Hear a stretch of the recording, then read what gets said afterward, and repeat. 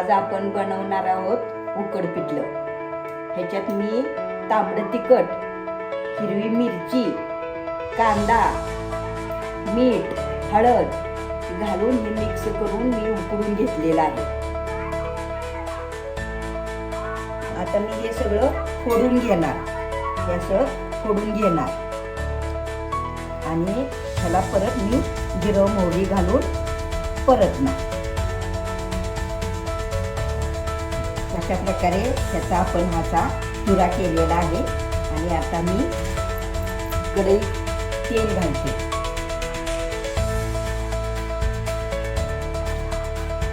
तेल घातलेलं आहे ह्याच्यात कढईत. आता थोडी मोहरी घालणार.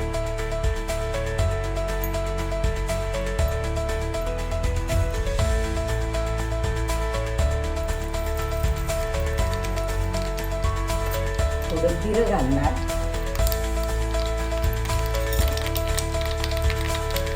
आणि असं परतून घ्या.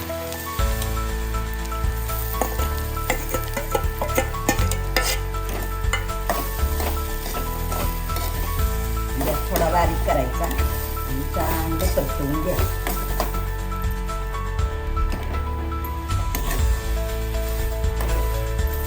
प्रकारे हे आपलं उकड पिठलं तयार झालेलं आहे.